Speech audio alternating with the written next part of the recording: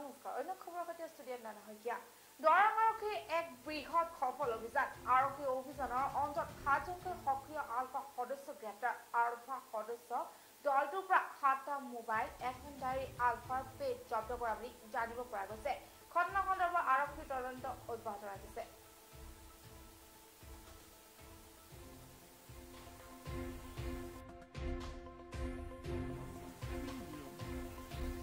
দৰং আৰু ওদালগুৰি জিলাত আলফা আকৌ নতুন সদস্য ভৰ্তি চলিছে আলফা দৰং আৰক্ষীৰ এক বৃহৎ সফল অভিযানত অন্ততঃ 7জনকৈ সক্ৰিয় আলফা সদস্য গ্ৰেপ্তাৰ প্ৰাক্তন আলফাৰ নেতৃত্বতে চলিছে দৰং আৰু ওদালগুৰি জিলাত নতুন সদস্য ভৰ্তি অভিযান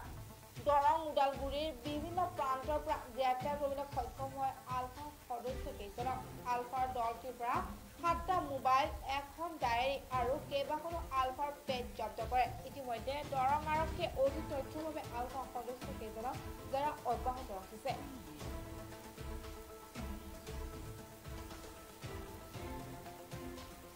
তেখেতৰ ঘৰ হৈছে কমাৰগাঁও থানা চিপাজাৰ তেখেতক কৰেক্ট কৰা হ'ল আৰু লগতে আপোনাৰ তেখেতৰ লগত আৰু দুজন তেওঁৰ সতীৰ্থ হীৰেণ কলিতা আৰু ধৰ্মেন্দ্ৰ ডেকা এই তিনিজনক আমি কৰেক্ট কৰিলোঁ আৰু তেখেতৰ হাতৰ পৰা আমি মোবাইল কিছুমান পোৱা গ'ল তেওঁলোকৰ আলফাৰ লগত ডাইৰেক্ট লিংক আছিলে ডাইৰেক্ট তেওঁলোকে কথা পাতে আলফাৰ যি ম্যানমাৰ কেম্পত তেওঁলোকৰ ছিনিয়ৰ লিডাৰ আছে আৰু এই তিনিজনৰ তথ্যৰ ভিত্তিত আমি ওদালগুৰি জিলাৰ আৰু দুজন আমি সদস্যক আটক কৰিবলৈ সক্ষম হ'লো তেখেতসকল হৈছে বলেন ডেকাৰ ঘৰ হৈছে বৰঙাবাৰী আৰু ধ্ৰুৱজ্যোতি বৈশ্য ঘৰ হৈছে আমলাইগুৰিত এইটো আপোনাৰ এইটো হৰিচিঙা থানা PS হৰিচিঙা এই পাঁচজনক আমি কৰেক্ট কৰিলোঁ আৰু বহুখিনি তথ্য আমাৰ হাতত আহি পৰিছে তেওঁলোকৰ এক্টিভিটিৰ বিষয়ে যোৱা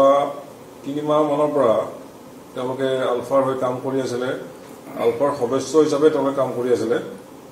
আৰু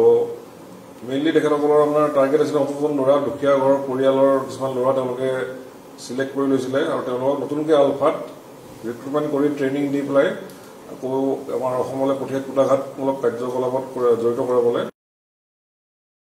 আৰু লগতে তেওঁলোকে এক্সট্ৰশ্যনৰো কিছুমান মানে ডিমাণ্ড লেটাৰ ৰেডি কৰিছিলে আৰু আমাৰ ইয়াত বিভিন্ন যিখিনি আমাৰ ব্যৱসায় আছে ইণ্ডাষ্ট্ৰিয়েল আছে তেখেতসকলক টাৰ্গেট কৰিছিলে এইখিনি আমি সময়মতে আমি তেওঁলোকক কৰেক্ট কৰাৰ কাৰণে এই নতুন বহু ল'ৰা আলফাত যোৱাৰ পৰা বাচি গ'ল তেওঁলোকৰ জীৱনটো ধ্বংস হ'বলৈ নহ'লে আলফাত যোৱা হ'লে আৰু আমি এইখিনি প্ৰিভেণ্ট কৰিব পাৰিলোঁ আৰু এক্সট্ৰশ্যনৰ এটা ৰেকেট যিটো মানে গঢ়ি উঠিছিলে সেইটো আমি বন্ধ কৰিবলৈ সক্ষম হ'লোঁ আৰু ইয়াৰ লগতে আপোনাৰ আৰু দুজন আমি যিকেইটা ইম্পৰ্টেণ্ট তেওঁলোকৰ হৈ লিংকমেন হিচাপে কাম কৰি আছিলে এজন হৈছে আপোনাৰ প্ৰসন্ন শইকীয়া এলায়েন্স প্ৰসেনজিৎ চলিহা তেখেত এজন আলোচনা টক আলফা মেম্বাৰ আৰু এজন আছে অসীম অধিকাৰী এলায়েন্স ৰাজ দত্ত